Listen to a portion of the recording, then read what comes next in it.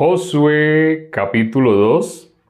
Vamos a considerar desde el versículo 1 en adelante. Josué, hijo de Nun, envió desde Sittim 2 espías secretamente, diciéndoles: Andad, reconoced la tierra y a Jericó. Y ellos fueron y entraron en casa de una ramera que se llamaba Rahab. Y posaron allí, y fue dado aviso al rey de Jericó, diciendo: He aquí que hombres de los hijos de Israel han venido aquí esta noche para espiar la tierra. Entonces el rey de Jericó envió a decir a Rahab: saca a los hombres que han venido a ti y han entrado a tu casa, porque han venido para espiar toda la tierra. Pero la mujer había tomado a los 2 hombres y los había escondido, y dijo: es verdad que unos hombres vinieron a mí, pero no supe de dónde eran. Y cuando se iba a cerrar la puerta, siendo ya oscuro, esos hombres se salieron y no sé a dónde han ido. Seguidlos aprisa y los alcanzaréis. Mas ella los había hecho subir al terrado y los había escondido entre los manojos de lino que tenía puestos en el terrado. Y los hombres fueron tras ellos por el camino del Jordán hasta los vados, y la puerta fue cerrada después que salieron los perseguidores.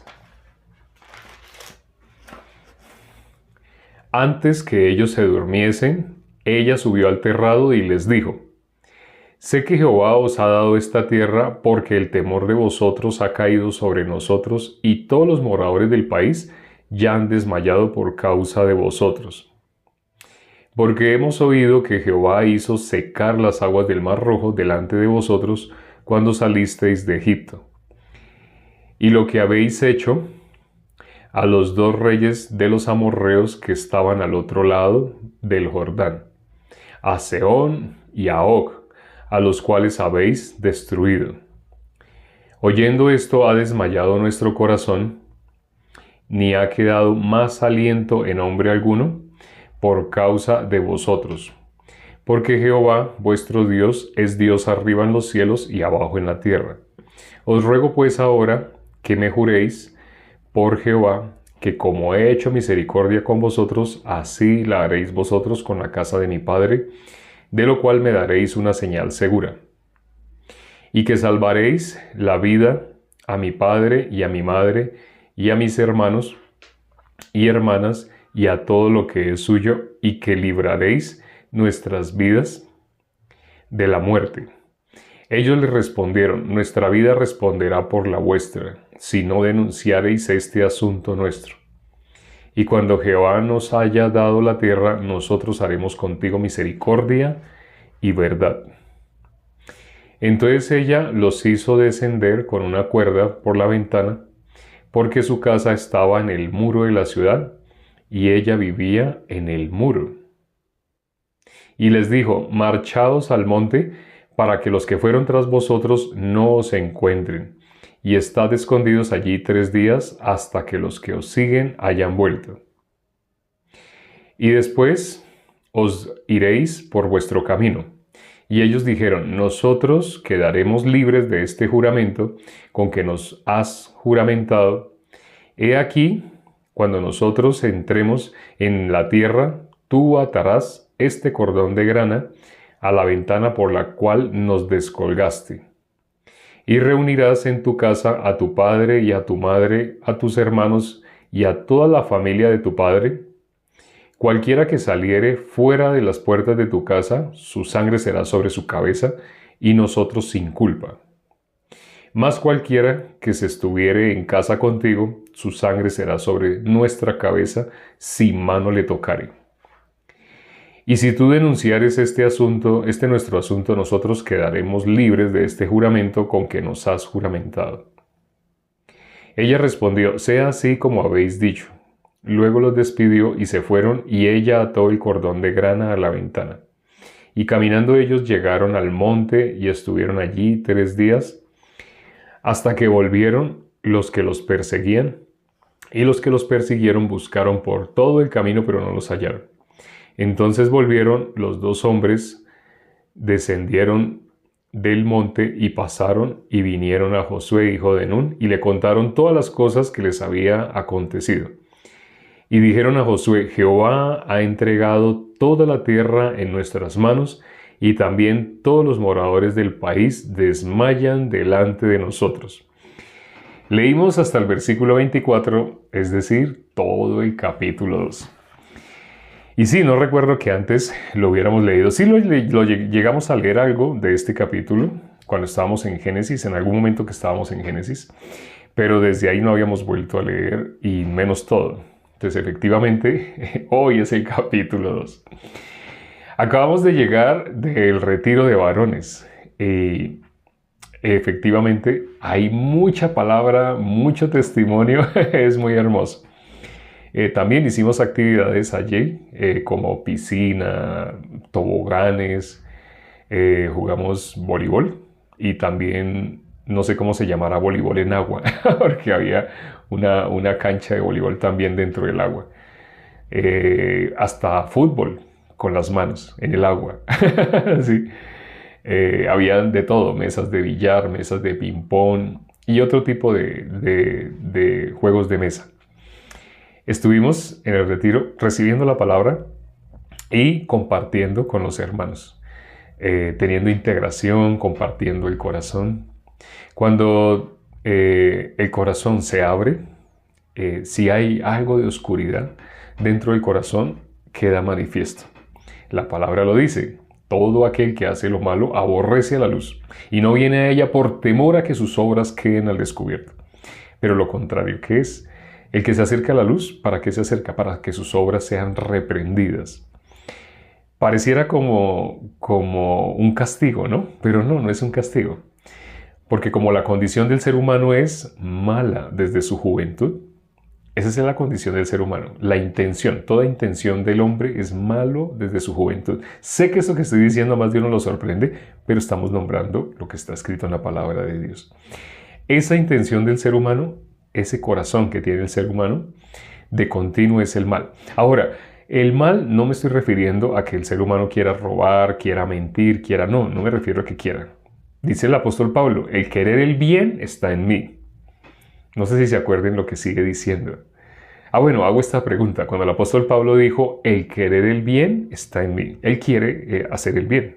Ese es el querer de todo ser humano, el querer el bien. ¿Qué es lo que dice el resto de ese versículo? Si el querer el bien está en nosotros. Pero, hay un pero. El querer el bien está en mí, pero no el hacerlo. Perfecto, sí. Hay varios hermanos que sí lo conocen. Eso está en Romanos 7. El ser humano quiere hacer el bien, pero ¿puede hacer el bien? Si el ser humano pudiera hacer el bien, Jesús no hubiera dicho: ninguno hay bueno. Ese es el filtro que generalmente tiendo a usar cuando estoy compartiendo con alguna persona, para saber si la persona realmente ama a Dios con todo su corazón. ¿Qué es amar a Dios con todo su corazón? Por encima de su punto de vista, por encima de su tradición, de lo que la persona lleva años haciendo, por encima de todo eso tiene la palabra de Dios. La palabra de Dios dice: ninguno hay bueno. Significa nadie, absolutamente nadie es bueno. Hoy leímos Josué, capítulo 2. Aquí vemos la historia, ya sabemos de quién, de Rahab la ramera. En el Nuevo Testamento aparecen 3 versículos con la palabra Rahab. Curiosamente, única y exclusivamente en la genealogía de nuestro Señor Jesucristo, no dice la ramera. En los otros 2 versículos, a pesar de que se nombra a ella como una gran mujer de la fe, aparece el apelativo, Rahab la ramera. ¿Por qué aparece Rahab la ramera? En la genealogía de nuestro Señor Jesucristo no dice la ramera. Vamos a mirar la genealogía de nuestro Señor Jesucristo, Mateo capítulo 1. Mateo capítulo 1. Mateo capítulo 1. El versículo, desde el comienzo, desde el versículo, vamos a leer el versículo 3. Dice Mateo 1, versículo 3. Judá engendró de Tamar a Fares y a Zara, Fares a Esrón, Esrón a Aram, Aram engendró a Aminadab, Aminadab a Nazón, Nazón a Salmón. Salmón fue el israelita que se juntó con Rahab. Y bueno, aquí dice, Salmón engendró de Rahab a Boz. Boz engendró de Ruth a Obed y Obed a Isaí. Y ya sabemos quién es Isaí. Isaí es el padre de David. Entonces, cuando estamos mirando acá, Salmón engendró de Rahab. Ya sabemos, por lo que acabamos de leer, que ella, Rahab la ramera, recibió misericordia. Bueno, aquí no leímos cuando ella ya recibió misericordia. Eso es en el capítulo de mañana. Pero ella recibió misericordia.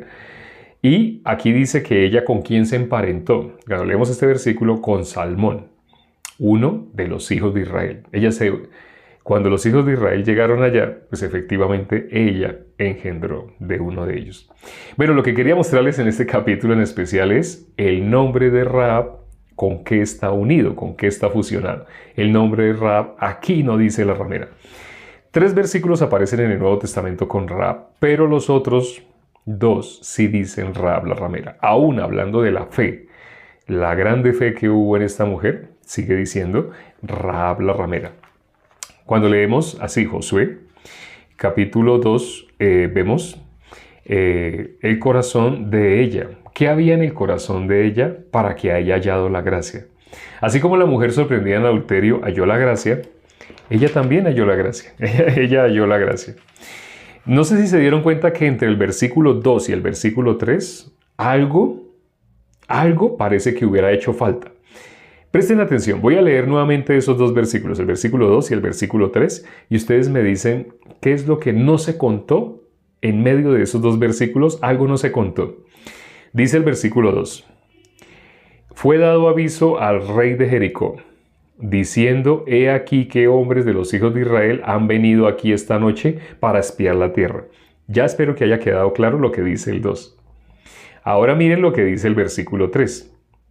Entonces el rey de Jericó envió a decir a Rahab, saca a los hombres que han venido a ti y han entrado a tu casa porque han venido para espiar toda la tierra. ¿Alguien sí estuvo atento, sí leyó los 2 versículos y sí se pudo dar cuenta qué es lo que no se cuenta entre el versículo 2 y el versículo 3? ¿Alguien se dio cuenta cuál es ese detalle?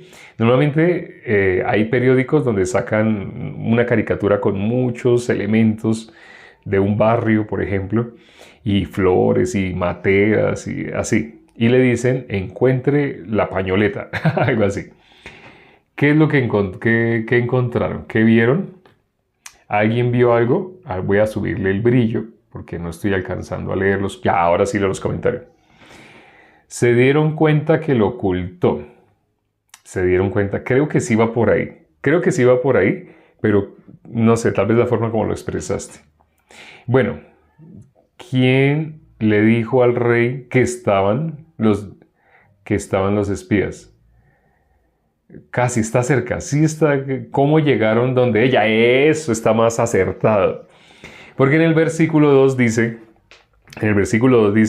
fue dado aviso al rey de Jericó diciendo, he aquí que hombres de los hijos de Israel han venido aquí esta noche para espiar la tierra.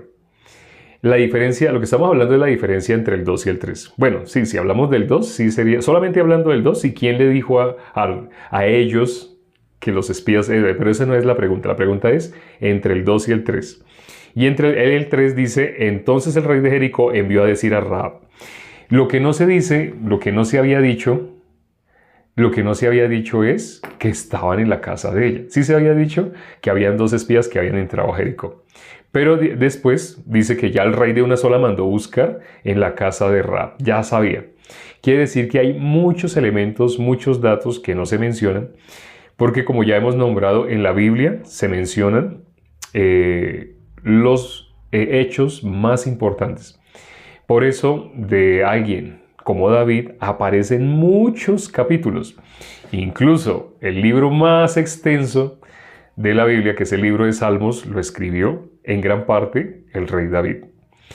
¿Por qué aparecen tantos versículos de una misma persona y por qué hay otros personajes de los cuales solo aparece un versículo, como el rico? El rico de Lucas 16, versículo 19, la descripción aparece en un versículo. Había un rico que hacía todos los días banquete con esplendidez y se vestía de púrpura, así dice, ¿no? Pero ¿por qué de ese rico solamente se dan un versículo? ¿Y por qué de David se hablan tantos? ¿Cuál es la diferencia? La fe.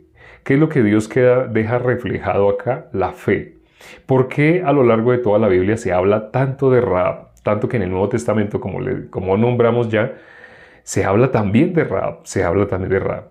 El apelativo del trabajo que ella realizaba se nombra. Aún hablándose de la gracia, se nombra. Bueno, y hago esta pregunta. ¿Han pensado o reflexionado por qué aún en el Nuevo Testamento, cuando se está hablando de ella como la mujer de la fe, por qué se está hablando de ella nombrando ese trabajo tan vergonzoso? ¿Por qué dice Rahab la ramera? En el Nuevo Testamento dice así, excepto en la genealogía, ya lo leímos, en la genealogía de nuestro Señor Jesucristo dice Rahab. Salmón engendró de Rahab. Así, sí. Pero, en este caso, ¿por qué?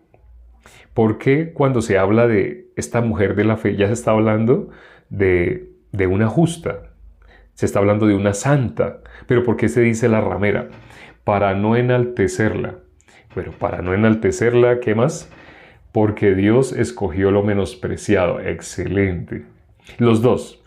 Para no enaltecerla, y porque Dios escogió lo menospreciado por su condición, porque lo menospreciado del mundo escogió Dios. Sí, todas las respuestas han tenido, lo menospreciado escogió Dios, han tenido relación. Porque ella era débil para humillarse. Bueno, ¿por qué? Porque es necesario saber el origen. Cuando una báscula es normal en la báscula, tiene una aguja. No sé, hay básculas antiguas que son de aguja, ahora son casi todas digitales. Pero todavía las básculas antiguas eran de aguja. Cuando uno le coloca peso a la báscula, es normal que indique cuánto pesa. Entonces, no sé, 2 kilos, 3 kilos, algo así. Pero cuando uno le quita el peso, la aguja no se debería quedar ahí. Cuando uno le quita el peso a una báscula, si la báscula está en buen estado, la aguja debe regresar a cero. Al colocarle peso, dependiendo del peso que se le coloque, podría la aguja bajar más o menos. Pero cuando se le quita el peso, la aguja debe volver a cero. El corazón del ser humano, cuando se queda con la gracia que Dios le dio, cuando solamente se queda pensando, Dios hizo esto por mí, eso tiende a ser a veces un estorbo en el corazón de la persona. No sé si nos acordamos en el caso de Saúl. Saúl, el corazón de él se quedó, en el corazón de Saúl se quedó lo que Dios había hecho por él y sin darse cuenta se fusionó con el corazón de él. Cuando se fusionó con el corazón de él, ¿qué pasa? El corazón de nosotros, como dice la Biblia, que es engañoso y perverso. ¿Por qué dice que el corazón de nosotros es engañoso? Luego, bíblicamente, ¿el engañador no es Satanás? Si el engañador es Satanás, ¿por qué dice que nuestro corazón es engañoso? ¿Qué tiene que ver nuestro corazón con Satanás para decir que Satanás es el engañador y a la vez para decir que nuestro corazón es engañoso? ¿El corazón de Satanás cuál es? Él tomó lo de Dios como si fuera suyo. Él quiso llevarse la gloria de las cosas que Dios le había dado. Ese es el corazón de Satanás. Cuando uno habla con una persona soberbia, no sé si ustedes se han dado cuenta, una característica que sale a flote. Tal vez quienes ya han compartido el Evangelio lo habrán visto varias veces. Una expresión que sale de una persona soberbia, es decir, una persona que no puede recibir la palabra, un corazón soberbio enaltecido no puede recibir la palabra. Acuérdense, la Biblia dice a todos los que les recibieren, pero un corazón soberbio no puede recibir la palabra. ¿Y qué expresión sale de un corazón soberbio? Muchas veces sale la siguiente expresión. Ah, sí, no, yo siempre desde niño, yo he sido, esa persona dice, yo siempre he amado a Dios, yo siempre he estado con Dios, yo siempre he caminado con Dios, yo siempre. Sale mucho esa expresión, una persona que tiene una seguridad. Si se le nombra algo por lo cual la persona recibió la gracia, la persona dice, no, yo siempre, antes de eso que me pasó y que Dios me permitió así, es gracias a Dios, yo siempre, ¿sabe qué está queriendo hacer? Está queriendo mezclar lo que Dios da con lo que esa persona cree que Él hizo. Prácticamente como si Dios hubiera sido un colaborador de esa persona.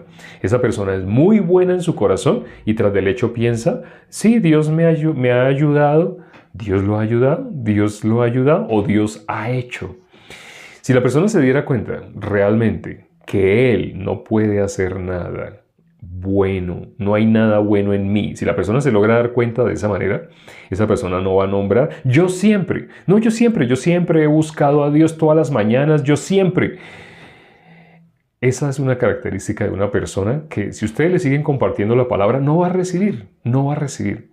Es como un síntoma, así como cuando uno ve que está tosiendo y tose y tose y tose y uno le ve como el semblante y uno ve que como que tiene frío, uno piensa como que tiene fiebre. Si no tiene fiebre, le va a dar fiebre, piensa uno. Y le puede decir a la persona, ¿usted qué hizo? No, es que yo estaba corriendo y luego llegué y entré a ese supermercado y el aire acondicionado estaba alto.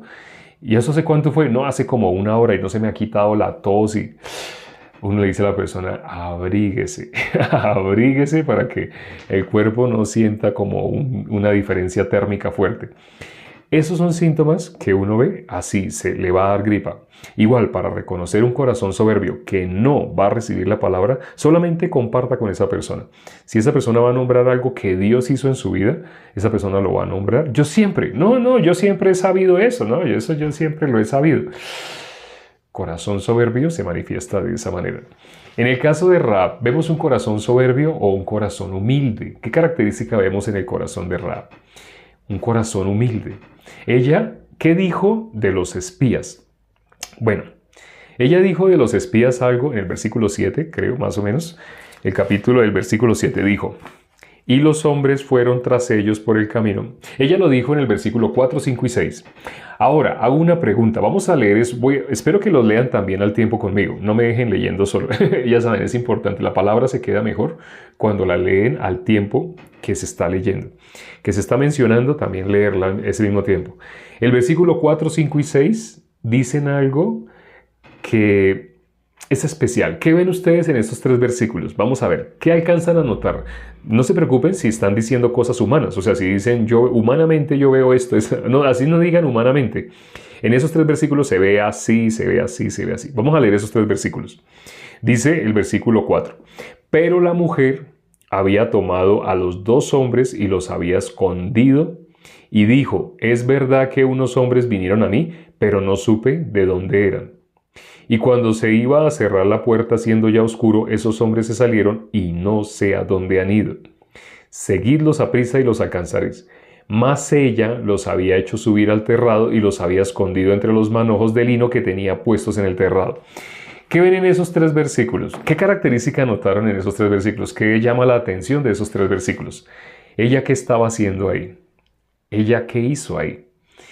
Espero respuestas. ¿Qué hizo Rahab cuando lo que acabamos de leer? Mintió, ¿cierto? Ella mintió, ¿cierto? ¿O no? No mintió. Los escondió, mintió. Que mintió. Ella mintió, los escuchó, los encubrió, mintió. Engañadores pero veraces, me gustó, que no sé quién lo dijo, temor de Jehová. Exacto. ¿Ella cómo se ve? Al leer solamente esos 3 versículos, una persona, hay 2 puntos de vista. Hay quienes están con el punto de la vista de las obras y quienes están con el punto de vista de la gracia. Son 2 puntos de vista opuestos. Existen, ya todos saben, existen cristianos pecadores y existen cristianos justos. A uno de estos 2 le da furia, enojo que mencionen al otro grupo. Pero curiosamente al otro grupo no le da ira ni se enfurece cuando mencionan al otro. Entonces existen cristianos justos y cristianos pecadores. ¿Cuál de estos se enfurece? ¿Cuál de estos se enfurece cuando le nombran al otro grupo? Son 2 grupos totalmente diferentes. No es que los 2, no es que este se enfurezca cuando nombran a este y este se enfurece cuando nombran a este. Pero efectivamente, lo dice Ángela, efectivamente, los cristianos pecadores se enfurecen cuando les nombran los cristianos justos. Sienten por dentro algo que causa dolor. Pero curiosamente los cristianos justos, apenas le hablan de los cristianos pecadores, le parece normal, le parece normal. Ya he escuchado muchas veces, se la pasa compartiéndole ¿a quién? A cristianos pecadores. Decir cristianos pecadores es una exageración, porque bíblicamente para que una persona sea cristiana no puede ser pecador. Sé que esto que acabo de decir a más de uno le habrá volado la cabeza, pero lo pueden leer en 1 de Juan capítulo 3, versículo 9. El que es nacido de Dios no puede pecar. Así dice la Biblia. El que es nacido de Dios no puede pecar. Por eso realmente el que tenga el título de cristiano delante de Dios, Jesús a muchos les va a decir, a muchos que creen que son cristianos, que creen que han echado demonios, han hecho milagros, han profetizado en el nombre de Jesús, Jesús les va a decir, apartaos de mí, hacedores de maldad. ¿A quién le va a decir Jesús así? A gente que está convencida, está segura. Y nadie los va a hacer dudar de que son cristianos, de que ellos aman a Dios con todo su corazón y que aman a Jesús por sobre todas las cosas. Ellos están seguros, no tienen duda. Pero Jesús les va a decir, apartados de mí, nunca los conocí. ¿A quién Jesús les va a decir que nunca conoció? A las personas que dicen ser cristianos, pero a la vez dicen ser pecadores. Sé que esto, como les digo, les puede sorprender. Ya les voy a explicar por qué. Tengan paciencia, les voy a explicar por qué. Porque en la Biblia se muestra para qué vino nuestro Señor Jesucristo. Nuestro Señor Jesucristo vino para morir por el pecado de todos nosotros. Él vino para pagar el precio del pecado. Lo que separaba a Dios del hombre y que el hombre no lo podía solucionar de ninguna manera es el pecado. La paga del pecado el ser humano no la podía dar. Ya sabemos cuál es la paga del pecado. La paga del pecado es muerte. Romanos 6:23. Ese lo sabemos casi todos los que estamos en este momento. Esa es la paga del pecado. Pero el ser humano pensaba, no, entonces si yo subo a tal montaña de rodillas, Dios me va a perdonar. Esperen, la Biblia dice, la paga del pecado es la muerte. Es más, cuando leemos en Hebreos dice, sin derramamiento de sangre no se hace remisión de pecados. Sé que más de uno, estos versículos que estoy nombrando a más de uno les parecerá sorpresa porque nunca los habrán oído. Pero la Biblia dice así, la paga del pecado es muerte. Entonces, para que una persona pudiera ser libre del pecado, con hacer una oración va a ser libre del pecado. Si una persona pudiera ser libre del pecado por hacer una oración, en la Biblia no diría que la paga del pecado es muerte. Para que diga que la paga del pecado es muerte es la única forma de que el pecado sea limpiado es a cambio de muerte. Suena horrible eso que acabo de decir. Si aquí a más de uno le puede causar, ¡ay, no me gustó! ¿Por qué? Porque queremos que la paga del pecado sea ayunar. Ayunemos 3 días y ya su pecado queda solucionado. Pero si la paga del pecado es muerte, usted quiere pagar a cambio de que le entreguen algo, ¿cómo puede pagar? Única y exclusivamente con muerte. Pero no, bueno, ahora tengo que hacer una claridad, no espere, tengo que hacer una claridad. Nadie vaya a pensar esto que estoy diciendo como si suicidarse fuera una solución. No, peor, ¿sí? Porque Dios no recibe el sacrificio que haga cualquiera. Dios no recibe la muerte de cualquiera. El único sacrificio, es decir, la única muerte que Dios acepta a cambio del pecado fue que aceptó, porque ya la aceptó, es la de nuestro Señor Jesucristo. Cuando leemos Isaías 53 nos damos cuenta, el único Cordero perfecto que Dios iba a aceptar por expiación de nuestros pecados es nuestro Señor Jesucristo. Por eso fue que Él murió. Y sí, si no sabías, cuando lo llevaron a la cruz, cuando lo azotaron, cuando le colocaron esa corona de espinas y le clavaron así en la sien las espinas, todo eso era para que tú fueras libre del pecado.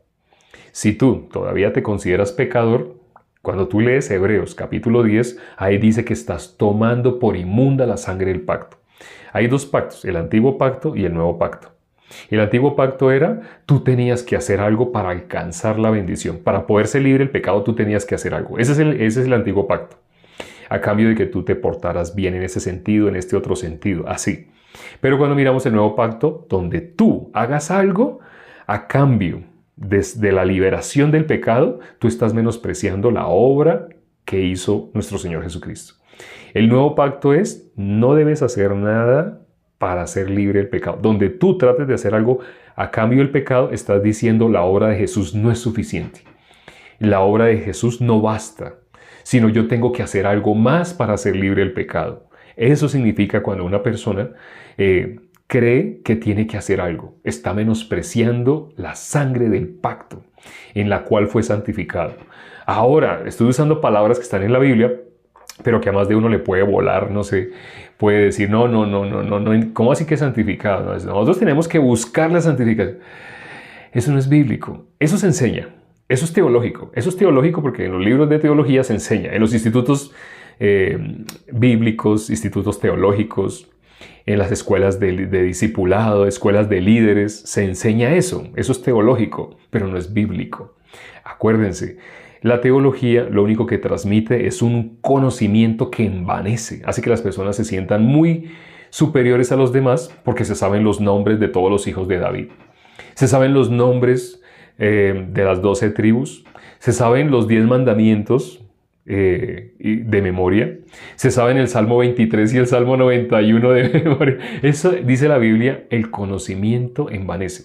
Una persona se puede graduar de un instituto de teología con muy buenas notas por haber estudiado todo eso, escatología, hermenéutica, homilética, pero si le preguntamos ¿es pecado? Y la persona dice, pues claro, por supuesto, hasta atrás del hecho lo tiene que decir de una manera arrogante, tiene que manifestar la soberbia, por supuesto, así menospreciando, burlándose. ¿Por qué detrás del hecho tiene que contestar así? El corazón, ya, sí, se nota la arrogancia, pero el corazón humilde hace como el etíope. No sé si se acuerdan del etíope. ¿Qué hizo el etíope? ¿Cómo podré si nadie me enseña? ¿Usted es libre del pecado? ¿Cómo podré si nadie me enseña? ¿Usted es libre del pecado? ¿Usted ya no es pecador? ¿Cómo hago para no ser pecador? Eso preguntaría un niño. Pero un adulto, entre más conocimiento tenga, esa pregunta que usted hace, no, pero es que si yo no soy pecador, pero usted ¿por qué pregunta eso? Es que no tiene ni sentido, no tiene ni lógica. Eso es lo contrario a lo que hizo el etíope. El etíope es humilde. Rahab, humilde. El tiempo no nos alcanzó para hablar más de Rahab. Teníamos que hablar de casi todo versículo de este capítulo 2. Inevitablemente, en próximos en vivo vamos a estar hablando de muchos versículos que aparecen acá.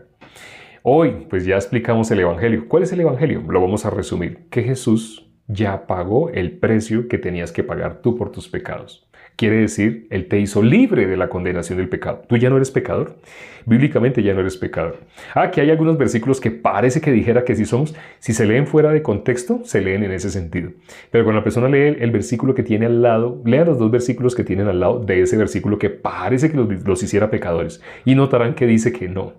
Que ya somos libres del pecado. Que ya Jesús con su sangre nos limpió del pecado. Bueno, hoy no hubo testimonios. Nos expandimos un poquito, pero mañana, Dios mediante, vamos a ver si alcanzamos a agilizar un poco más para poder escuchar los testimonios. De momento vamos a orar para terminar. Padre, gracias por este tiempo que nos permites para considerar tu palabra. Gracias por las personas que se conectaron el día de hoy, por los hermanos principalmente, pero las personas que no han recibido la salvación.